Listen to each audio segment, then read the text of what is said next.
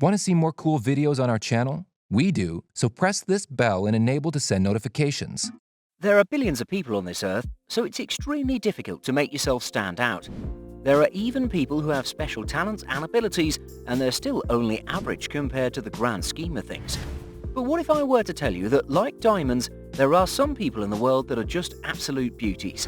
Whether that be genetics, happenstance, or actual work, all of these people in this video are unexplainable beauties.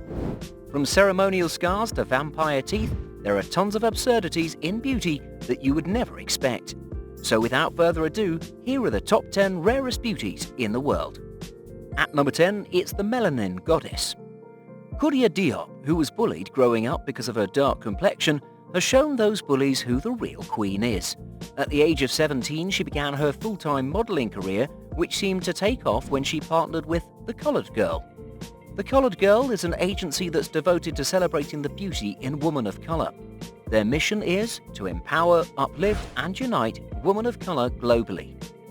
The movement started in 2016 and has helped thousands of women since. She parted with them for a campaign to promote diversity, which is certainly needed in this industry as it's often slammed for its lack of it. She became internet famous overnight from her posted photographs, gaining thousands of followers. She certainly made an impact not just with her beauty, but with her passion for others to love themselves and see their own worth.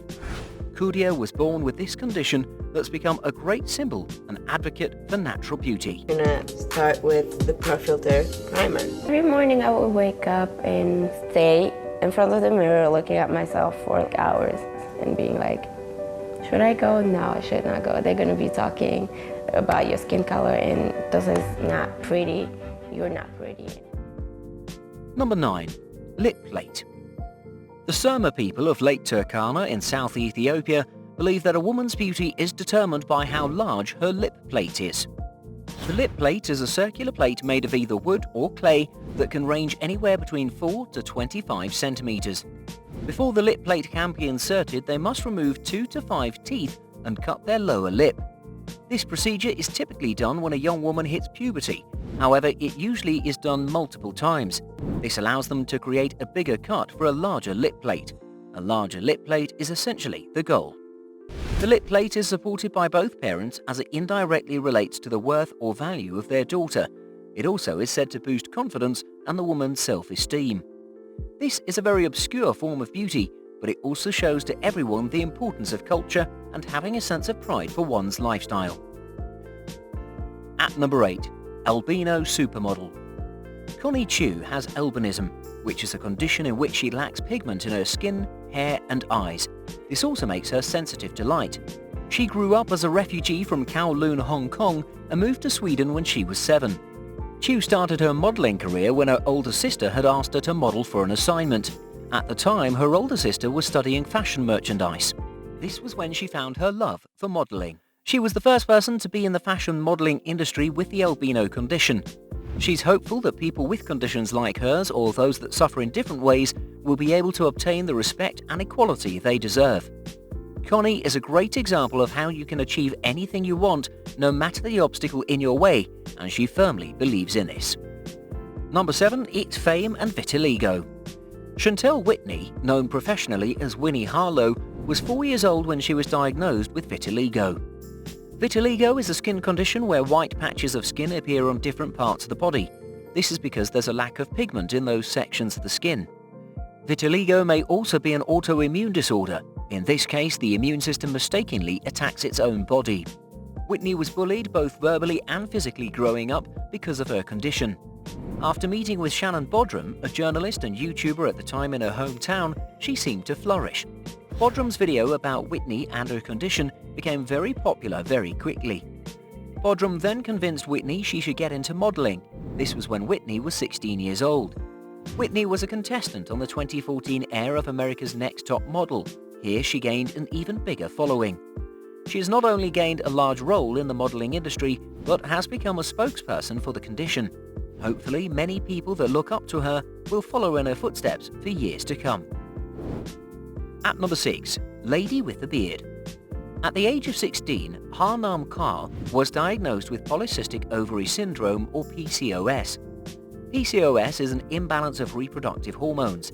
This imbalance causes irregular periods, weight gain, and in some cases hair growth. The hair growth can be on the chest, back, face, or buttocks.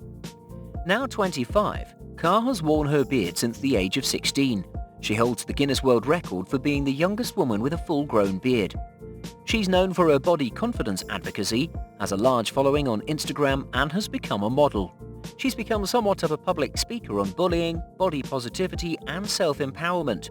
Her beard has become something she's proud of and considers it her style. She's not ashamed or embarrassed by it. In fact, she considers it a blessing. At number 5, model with Down syndrome. Born in 1996 in Australia, Madeline Stewart became an online phenomenon at the age of 21. She was promoting her campaign to become the first professional model with Down syndrome. She started to gain popularity originally when she was sharing her weight loss journey online. While successfully shedding 50 pounds, her social media platforms excelled and she gained a huge social media following. Stewart is an advocate of inclusiveness and diversity in modelling. Number 4. Nose plugs. The Patani tribe women of Arunachal Pradesh, India, still practice using nose plugs as a way to avoid being taken as a war booty. Historically, the original idea of the nose plugs was created by their leader. The wives and women of the tribe were being taken during the war, specifically the most beautiful woman in the tribe. They had these women use nose plugs to seemingly become unattractive. This way, they were less likely to be taken when they were raided. Along with the nose plugs, they would also place black tattoos on their faces, including their foreheads, nose and chin. This, however, is a dying tradition. It's not been practiced since 1970.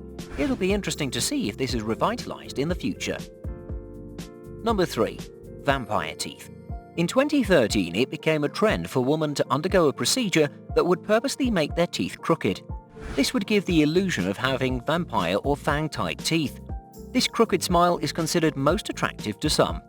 There's a culture in Japan that has a clinic that's only purpose is to perform the dental procedures to make their teeth this way. The procedure involves moving the upper canines to the front of the other teeth, and this allows the fang or crooked teeth appearance. This trend has also made its way over to the United States and Europe. Number 2. Lotus feet. Lotus feet or foot binding was a practice originated by a young woman of the Tang dynasty in China. They would bind their feet into the shape of a new moon, and millions of other Chinese women followed in the tradition. To get their feet into this shape, the woman would soak their feet in hot water. They would then get massaged with oil. All of their toes except the big toe would get broken and bent in flat against the whole of their foot. They would then smash their feet so that the soles of their feet would double and create almost a U shape. They would wrap their feet in a white cloth. This cloth would get changed to ensure no infection from blood or pus. This process is extremely painful and takes 2 years for the foot to be healed into this abnormal shape. To be able to get their feet back to normal, they would have to endure the same pain all over again. The end goal of the process was to have their feet be as small as possible. This was used to determine which girls were from the upper class. However, many lower class women also underwent the torture to achieve the lotus foot, so they would also be believed to be of the upper class. In this case particularly, it's clear how much pain women would and continue to put themselves through just to be considered beautiful or worthy. And at number 1, it's slash to be beautiful. Scarification is a common practice among different cultures throughout the world. In the Carol tribe in Ethiopia, both men and women give themselves scars, however for different reasons. The scarring is done by either burning, etching or cutting designs and/or words into their skin. The men give themselves these marks to represent the number of enemies they've killed. They're typically located on their chests. The women scar themselves on their torso and chest simply because it's considered sensual and fascinating. The scarring can also represent a certain social standing in the tribe or represent wealth or political role, as well as stand for cultural groups and relatives. More importantly though, the scarring is considered beautiful and is a very common practice. Thank you so much for watching, and if you enjoyed the video, please let me know by clicking the like button. Do share, write a comment, and don't forget to subscribe so you can catch up my next video.